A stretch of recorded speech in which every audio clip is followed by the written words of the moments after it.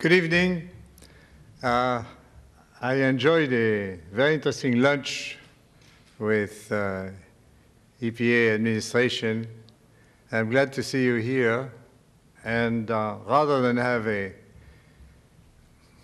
boring professional speech, I would rather tell you a few things, a few opinions, and then we can discuss them freely. And you can ask me any question you want. I will answer with very great frankness. By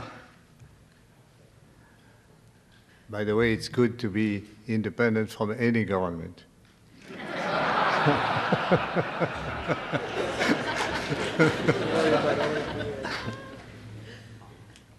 First, some people ask me, how would you qualify yourself? And my answer is always, I don't care about that. I follow my impulses. And I wondered, nevertheless, if the impulse I always felt, which was to look through keyholes, what happens in nature, this curiosity, tremendous curiosity of mine, was exceptional or natural.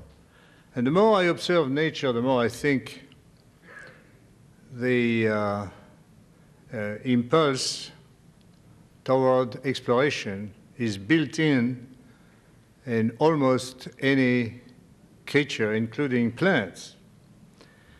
Plants send feelers, they send their roots as far as they can, they have terrible fights for space as much as humans or animals.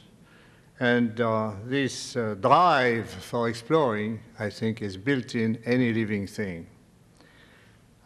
Because sometimes for necessity, sometimes for sheer curiosity. This impulse was probably materialized with me at a very young age. I remember that at the age of 6, I was near Nice. My parents had rented for the summer an apartment in a small villa where the owner was living on the ground floor. And returning from my daily swim, I was bringing in artifacts from the sea, including a beautiful red starfish. So I went back to my room upstairs and put my starfish on the balcony. And during that time, I didn't know that the owner, Madame Le Pic, had put her mattresses outside for taking the sun and get aerated. And my beautiful starfish fell on her mattress. It was a catastrophe. The starfish left a red imprint on the mattress. Madame Le Pic came vociferating, and my parents were furious. So I waited until it was calm, and I went away. And I went away out of the house, and behind the house was the railway track. And since I was there, I was fascinated by passing trains, big locomotives. And at the horizon, I was seeing always big clouds of smoke, and I imagined that over there had to be a gathering of locomotives that were puffing all these clouds. It had to be fascinating. So I started, disgusted by my house and by Madame Le Pic, I started walking on the train track. When I had made several miles, the evening fell. I had to sleep on the side of the track. It was cool, I shivered, I was miserable. The next day I started again, still seeing the smoke in the distance and saying, I have to go there, I have to go there. Until I really couldn't do it, not by fatigue, but by thirst. No water on the railway track. I was a little bit like a Tuareg in the desert of Sahara. And at that time, the cops arrived and brought me back. But I had, at the same time, begun my career as an explorer. And also, I had touched with my senses the necessity of water for survival. Thirst, the absence of water, is the thing that had stopped me. So now that time has passed, that I have been spending 27 years of my life as a military officer, which means that I had been prepared for war. And when I think of it now, I'm not ashamed of it because I learned a lot of things there, discipline, for example. But I must say that I remember how I was taught how to perfect the weapons, torpedoes, to destroy ships, and etc. And now I am trying to fight to protect life when I had been trained to destroy it. So that was one of my tragedies at the beginning of my career. After that, of course, I did something else much more interesting. Well, we, since 1966, first with my two sons, then unfortunately with Jean-Michel alone, we have been carrying on our explorations, but with in mind that it's not only for exploration that we are doing it, but also to try to learn about lessons on the deterioration and the damage done by human beings to our planet.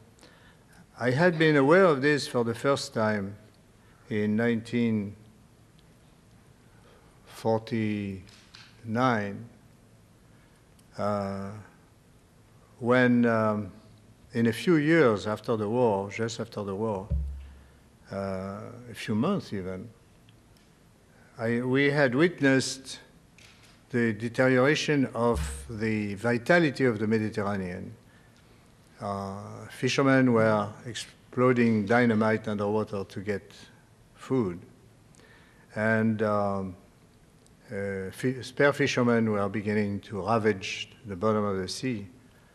And the result immediately struck us as, when I say us, it's my little team, as much as I, that we had to do something about it and stop that destruction.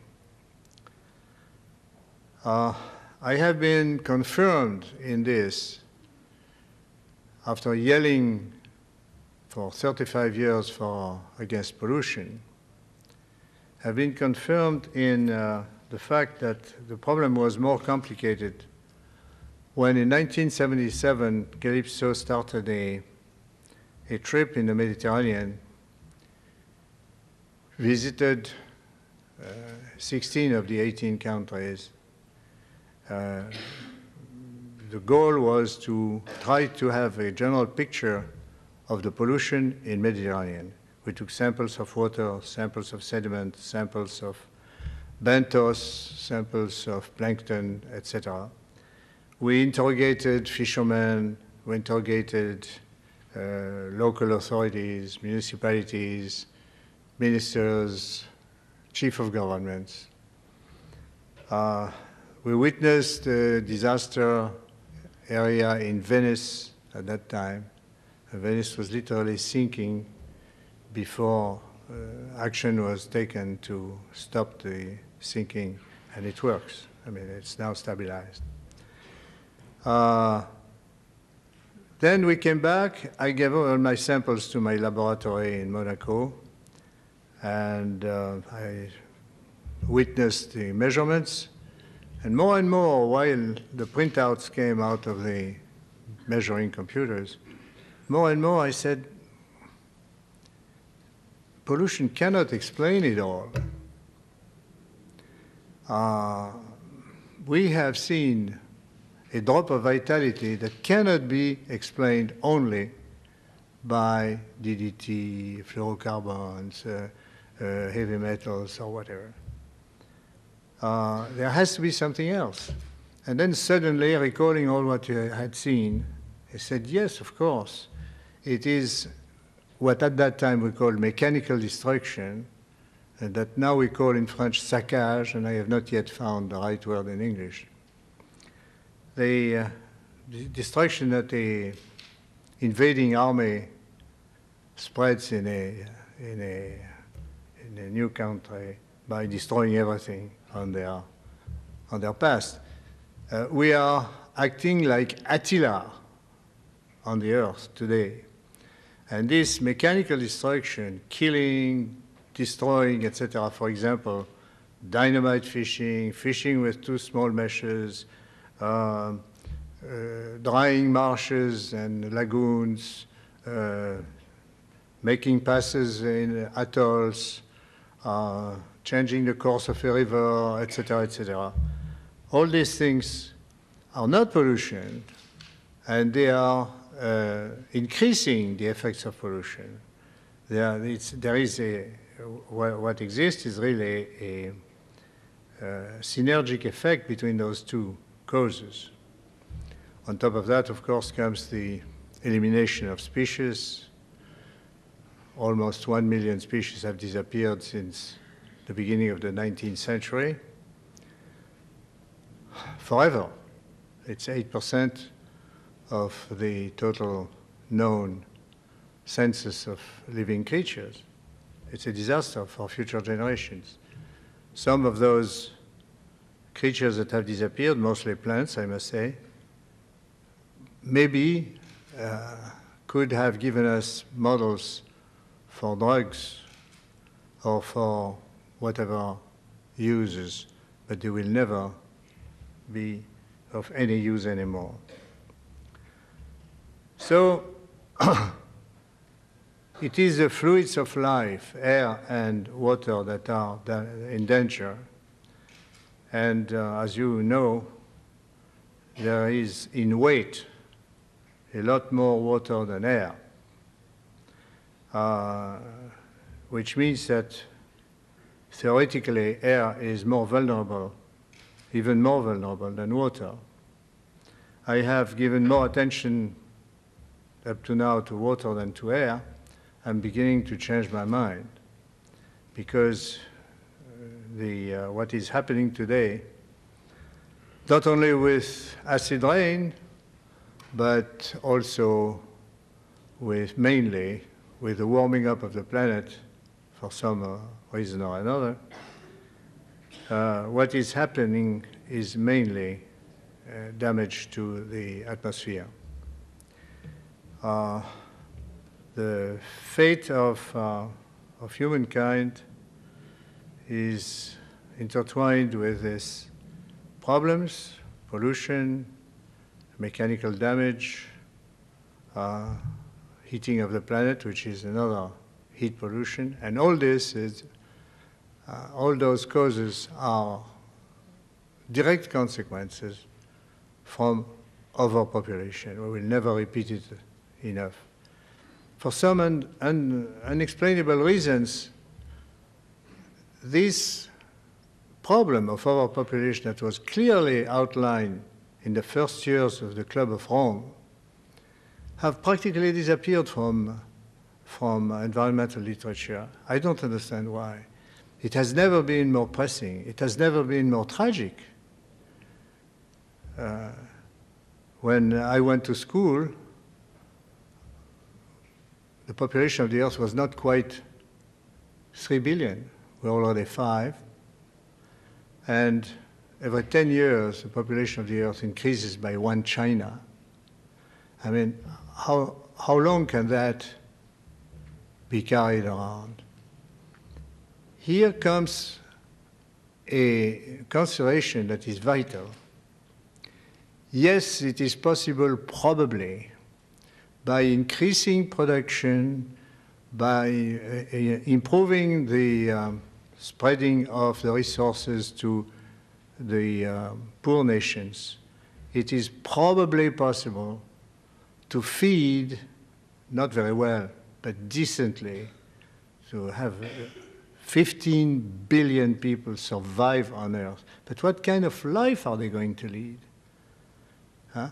Are we here to ensure mere survival, or are we here to protect the quality of not only of our lives, but of the lives of the people who are coming in next generations, long time after us?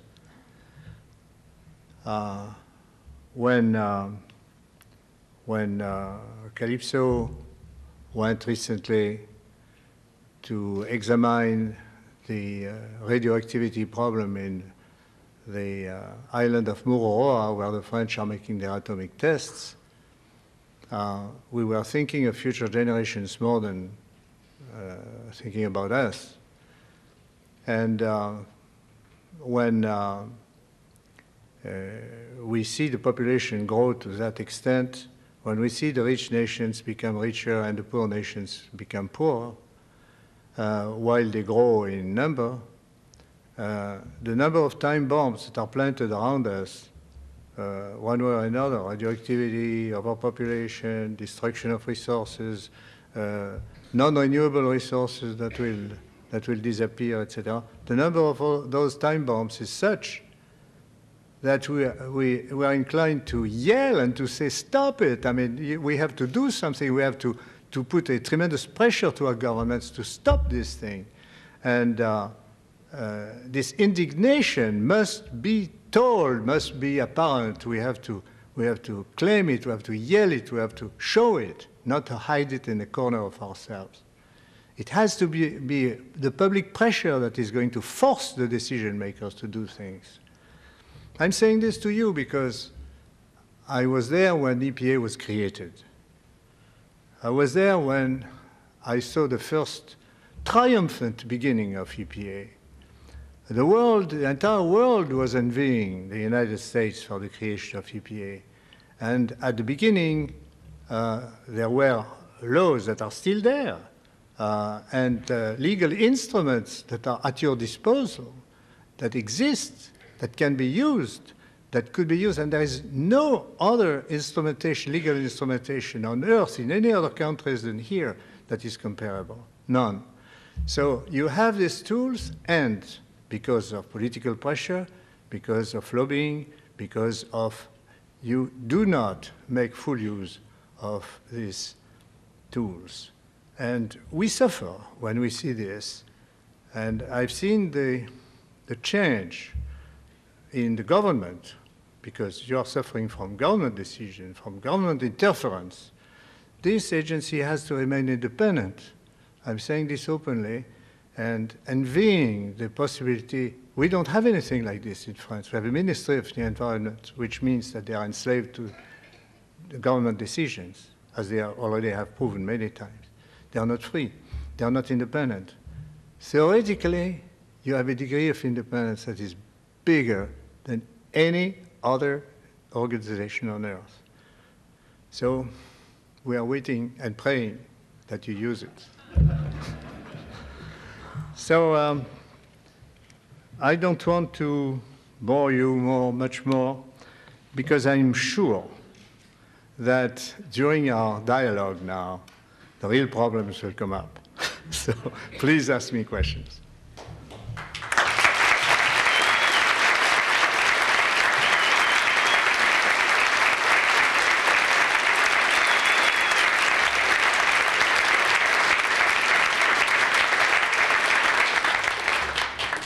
Benefit of the audience, if not for Captain Cousteau, I will try to repeat the question. There's a hand over here. Given the limited resources that we'll have available for any environmental protection, what do you think the priority problems that we should be focusing on in marine pollution are? What kind of resources, what? Given the limited resources that are available, what are the priority issues that we should primarily put those resources towards? Why limited resources? I think you have plenty.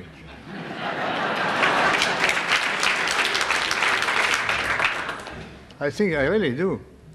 By comparison, at least. But if you, the set of priority, that's a very good question, finally, because we have to clearly define what strategy is and what tactics is. Fighting pollution, that's tactics. But, and it has to be done, sure. Fighting mechanical destruction is also tactics. But what is the goal, the strategical goal of an organization like yours? That's something that do not belong to me to define. But if you're asking me the question, I can answer. So,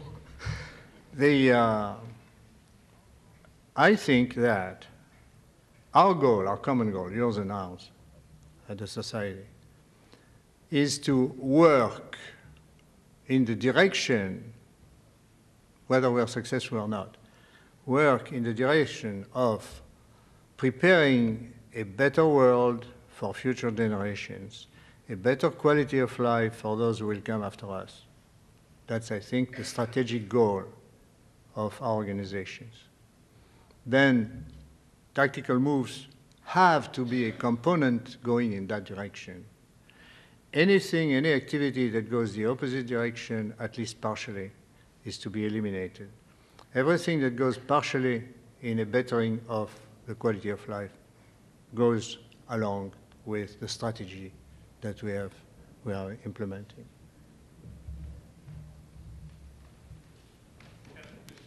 You suggested that one of the major problems that we face is overpopulation as a pressure.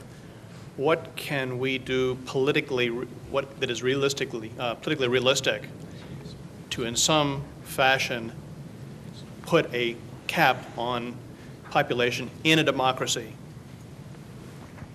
Well, to start with, your democratic system is not going to be very useful to you because you've already solved that question. The question of population in America is solved.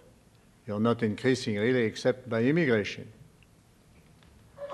And the same thing happens to France, to Germany, to England. The population of France increases by immigration of North Africans. The population of Germany increases by the immigration of Turks. The population of Great Britain increased by the immigration of Indians. But apart from that, we are stable.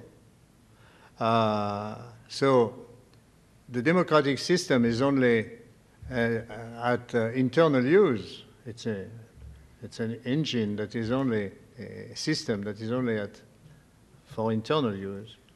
So what can you do to induce other countries to do the same? Well, they don't have the same reasons. In Europe, for example, more than here, safety is covered by Social Security. A European couple makes no provision for health. Everything is paid by the government. No provision for education. All education, even higher university, is paid by the government. So these people can begin to think about their security being assured. They don't need for the help of children to provide their old age. As in India, as in all the developing countries where there is practically no social security, no security at all for the old people. And a couple of the age of 40, 45 is quickly making as many children as they can for their old age. And how can you criticize that attitude? So I don't think that we can, for moral reasons, or by giving, as in India, the stupid thing of giving a radio set if you don't have children, that really doesn't make any sense to me. The only way is to give them, by government, a certain degree of security. The more secure they will be, the less need they will have from children. And they will have enough children for the continuity of the species, but no more.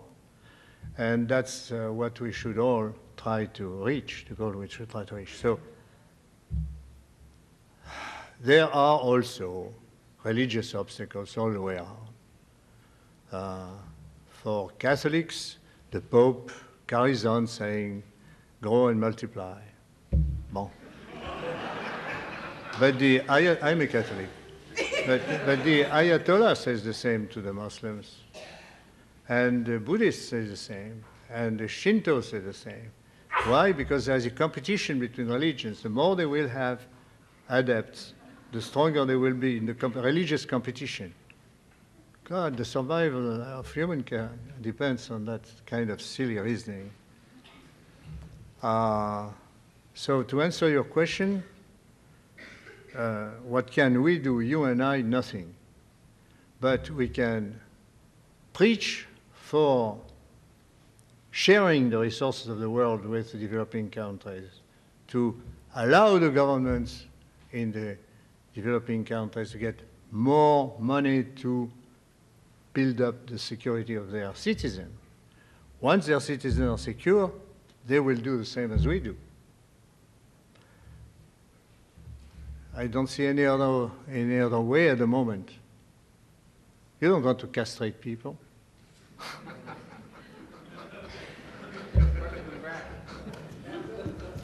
If EPA covers the costs of production and distribution, would you be willing to act as spokesman in some television announcements for us, the way you did back in '74? If EPA If EPA covered the cost of production and distribution, would you be willing to participate in narrating, if you will? Acting as spokesman, as you did earlier in the agency. yes, but wait a minute.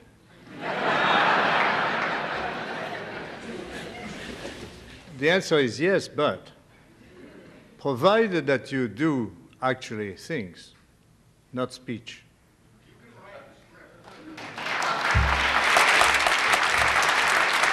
No.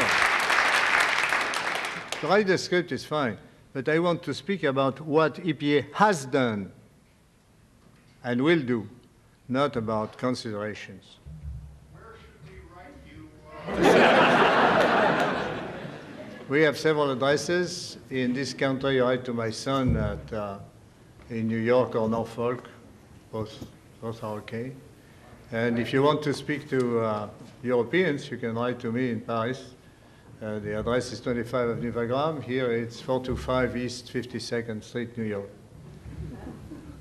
And I've always been available for good causes, but I need action. Excuse me, so many of our problems in atmospheric pollution relate to the burning of fossil fuels in either electric power plants or automobiles, nitrogen and sulfur oxides, greenhouse gases. Some of the alternatives in this country don't seem too appealing in terms of nuclear power. I was wondering if you could share some thoughts on energy production, both in industrialized countries and or the developing countries, in terms of atmospheric pollution choices for the future. Yeah.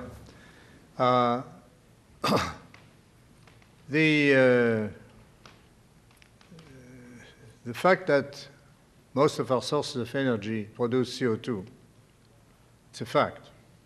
All the cars around are spitting CO2 behind, and when they don't spit other things too.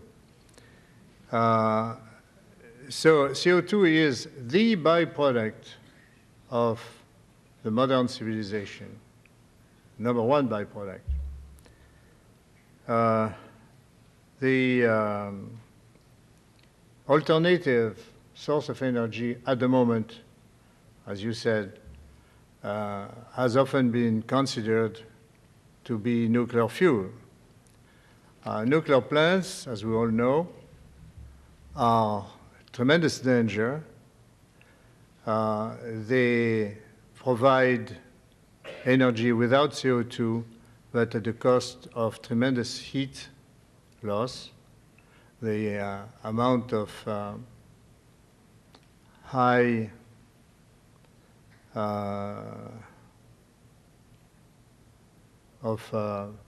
heat, if you per kilowatt produced, a fossil fuel plant loses 70% in heat in the atmosphere. Much more with nuclear plants, unfortunately. So what you gain by producing less CO2, you lose by heating the planet more directly. Besides, nuclear fuel is not going to last for long. We know that. It's only a temporary recourse. The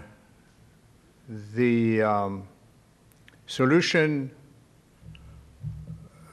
one of the solutions that can be considered is, of course, fusion. But it's a very complicated issue that we are talking now about. The choice of the uranium-plutonium system that we have made was only made because it produced weapons, because there were other avenues for energy production, like lithium or other ones, that could have been developed and did not produce weapons. So our choice is, before all, our mistaken choice is military. And the consequences, as always, have a boomerang on us, because not only have we produced the weapons of the end of the world, the H-bombs, but also we have produced peaceful plants that are potential bombs. There are Chernobyls in existence. Even in the case of a conventional war, a conventional bomb on one of these plants would make a Chernobyl at least or more. And so France, for example, my country, is littered with potential H-bombs that can be exploded with conventional weapons. So it's a tremendous threat to my country. It's something unacceptable to any reasonable being. But there we are. So for the moment, we are stuck with CO2. Here. Has the deterioration of the Mediterranean been reversed? And No. what actions, either positive or negative, that the Mediterranean countries have taken, what can we learn from those and apply here to our country? Well, we have learned a lot of things. For example, to answer your question first, no, the deterioration has not been reversed. It has been slowed down. It means the speed at which we deteriorate is smaller than it was before. That's the only result we've got yet. I was instrumental, I was Secretary General of the Mediterranean Commission for 22 years. And I helped the UNEP to engineer the Mediterranean Pact that was signed several years ago. This pact provides for a number of billions of dollars furnished by the governments of the Mediterranean countries to protect the environment against marine pollution. Practically none of this money has been given yet. So there have been a lot of talking about, a lot of papers signed, and nothing done practically. The only things that have been done are by municipalities or by independent actions, but not governmental actions at all. The lesson, that's the lesson we can draw, that we must not give too much trust into those international conferences. Captain Cousteau, this is sort of a religious question. Yes? We know that the astronauts, when they go on their space explorations, they come back and they express the thought of a supreme being existing, because they're awed by the magnificence of the Earth and the universe. Now, you have done a number of undersea voyages, and I was wondering, could you sort of, have you ever reflected on the existence of a supreme being and creation and man's relationship to the sea? Bon. It is a very personal question that you're asking me. Bon. But I will answer. I promise that I will answer any question. Bon. Let's forget about my bringing up. I was brought up as a Catholic. Bon. My mother and my father were very strict Catholics. Let's forget that. That's the background on which I was educated. Then I became a student, and we had talks and flirting with materialism, with communist ideas, Marxist, with fascist ideas, with all the nonsense that you could listen to at the age of 16, 17, 18. Then the religious idea faded out in me to become fairly materialistic for the bulk of my life until I got 40, 45. But the more I have been acquainted with the process of life, the more I have looked into the universe with the new theories of generalized relativity, etc., the more the questions that have been so well posed by Stephen Hawking in his latest book, the more these questions have focused my attention.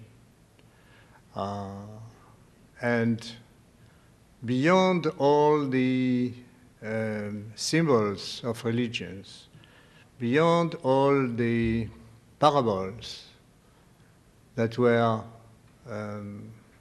created probably to adapt to the degree of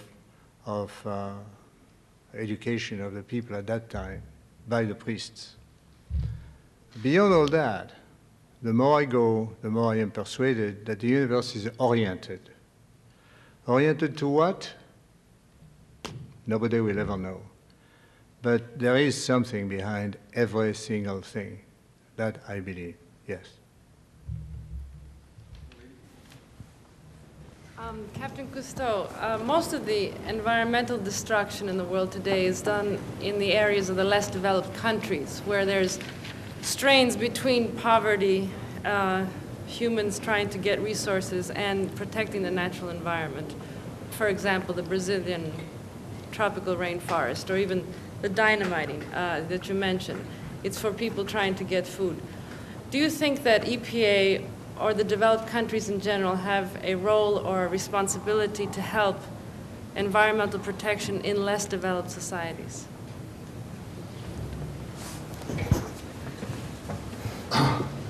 I believe that from the bylaws of EPA, you should, your first task is to deal with American questions. Am I right? It's too bad, but that's the way it is. So what EPA should be avoiding is national actions that could hurt the rest of the world, like, for example, the export of toxic waste. That has to be stopped right away. Sending your toxic waste to poor nations is a shocking crime, and it has to be stopped by EPA. That's the kind of international actions you can do.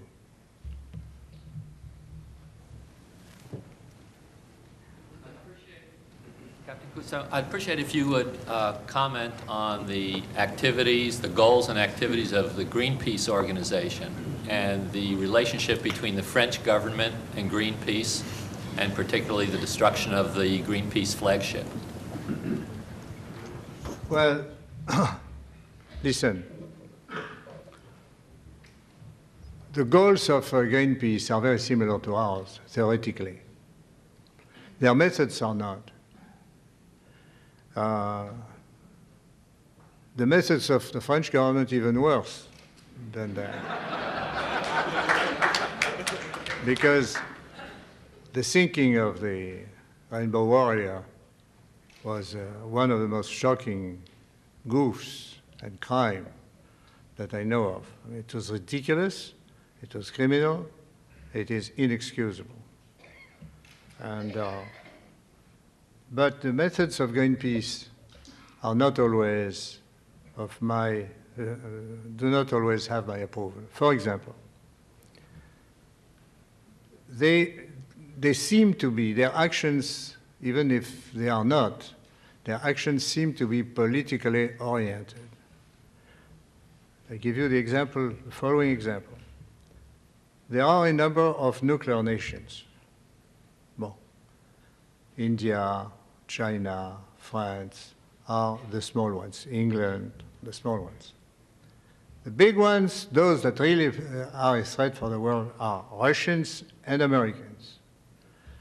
Do you think that Greenpeace does much in this direction? No. They aimed at the French Mururoa business. Why? Sure, we're wrong in testing, nuclear weapons in Mururoa. But what about America? What about Russia?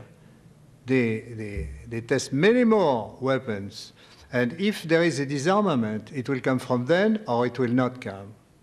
It is not because France will stop their things in Mururoa that will change a iota in the policy of Russia.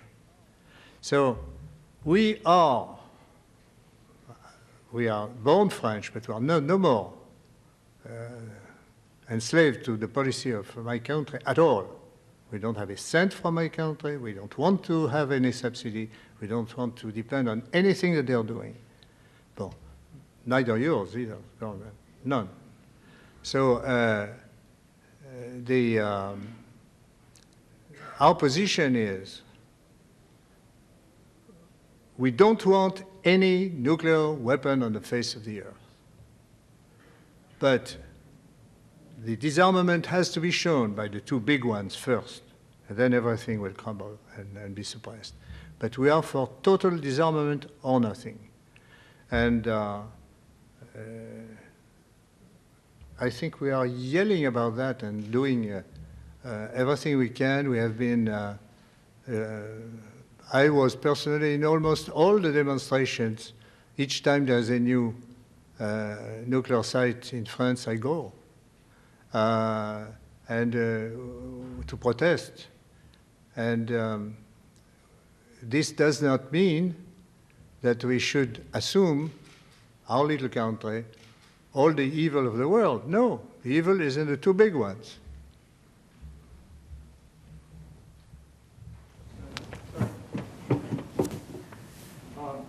Captain Cousteau, I wonder if you'd like to comment on what I believe was the premise of the next to the last question from the lady. Not to misquote her, but something of most of the environmental damages in the world being done by third world countries. Has that changed? Are indeed most of the damages done in the third world or the industrial world? You care to comment on that? Tell me if I'm wrong, what's the share of the third world in the pollution? Is that it? Yeah, a statement was made that the majority of environmental pollution or degradation is occurring in the third world countries today. Do you agree or disagree with that? No, I disagree. The bulk of the degradation of the environment is done by the developed countries, by us. And on top of it, as I said a moment ago, we have the guts to send our waste to them because they need money, they will accept anything, including that.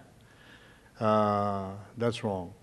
It is true that in the Stockholm conference, the representative of Pakistan has said that famous sentence that environmental care was good for rich countries, but that developing countries had no possibility to, they're not interested. I found that same attitude in this country at the beginning of when we had our involvement days, where we met thousands of Americans.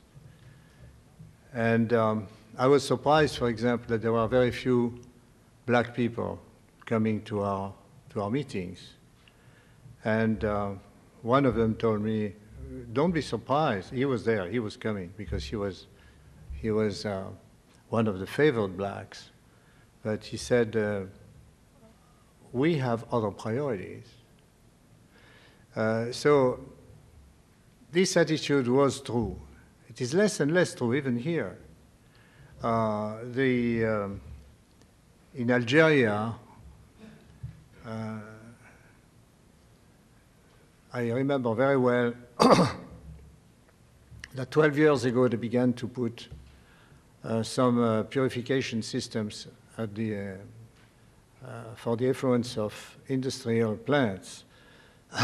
They have been printing and distributing in primary school manuals of ecology. They have done several things of that sort, and more and more, the people in developing countries rebel against destruction of their source of food, which is their soil, their air, their soil, their water. So I disagree with that. It was true. It's no more true. It's no more true. Cousteau, there are two philosophies that often influence decisions that EPA has to make. One philosophy is that the government should make sure that the environment is kept clean, and we put out rules that people have to meet.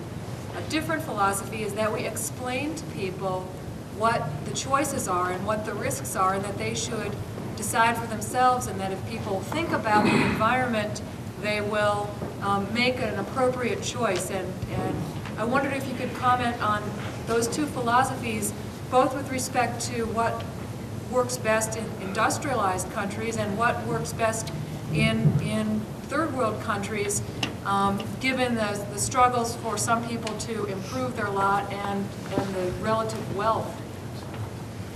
Understand. Well, there are two questions. Two questions. First one is what? There are two philosophies whereby one could achieve environmental goals. The first being that you put out rules, laws, and regulations and tell people they must comply with those rules and regulations. The second approach could be to educate people as to what the implications are of what needs to be done and how to get it done, and through their own motivation and knowledge then would do the right thing. Is one better than the other, and would the answer be different if you were applying it to an industrialized country as opposed to an undeveloped country? I think there's no choice. Both must be done. The education of the people is fine, so that they will not drop a plastic bag in the streets. Bon. But a paper mill will carry on sending mercury and their effluents. And if you don't put regulations for the paper mills, they will carry on anyway, because it's cheaper. So we do need regulations as we need red lights at the corners of the streets. Otherwise, there would be tremendous number of accidents. These regulations should be understanding, they should not be dictatorial, but they have to be very severe. For example, today the fines are too small because many industries prefer to pay the fine and carry on polluting because it's cheaper. So as long as this is true, they will not be induced to correct their system. Now, in the ideal country, the big polluters have to be controlled and regulated. And the average citizen has to be educated. So there's no conflict between these two concepts. They have to be carried on at the same time. Very essential to carry on at the same time. Now, about regulating the big polluters. I suggested many years ago already, nobody listened, but I have usually, I'm used to that. But there is a solution that makes a lot of sense to me. Rather than have purification plants at the end of a river, where the mixture of pollutants is such that nobody knows how to do it, we have to pollute at the source, to depollute at the source. Bon. This means many mini purification plants. Each one specialized on the toxic product, or the 2 or 3 or 4 toxic products produced by that particular plant. And the cost of these mini purification plants should be borne, in principle, equally. 1/3 by the plant, not all of it. 1/3 by the community, because their health is going to be better, they are going to benefit from this purification. And 1/3 by the federal government, because they have to unify the policy of the country. So by doing this, the load on the industry would not be so heavy as to induce them to cheat as they do now. So I will recommend this system. Once more. One last question up here. Since religion and ethics have already been raised, I wanted to ask you this question. Do you think it's possible that an environmental ethic can actually be instilled into the teachings of the major religions? What a better way of changing people's behavior than from the pulpit, from teaching from the pulpit. Yes, but you see, people, they can do very little for the environment, really. By behaving well, yes, but take a housewife who buys a product for her washing machine.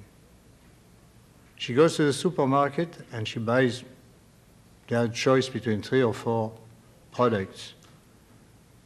None of them is claiming environmental clean guaranteed by EPA, for example. Huh? If this was the case, we could fight.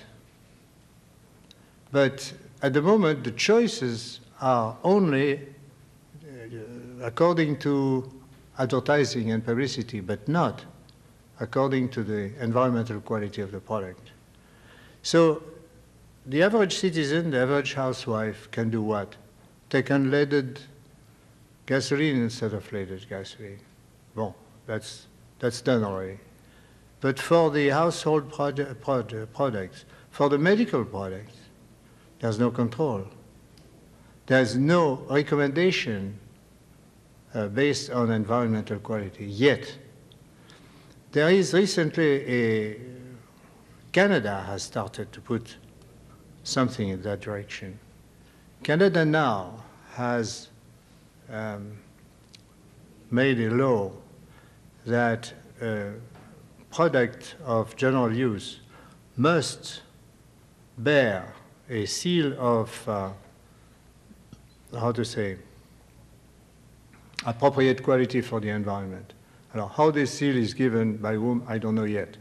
But I know that one first step is done in that direction in Canada, the first country doing that. I think it's a good idea to make the choice of the average customer possible.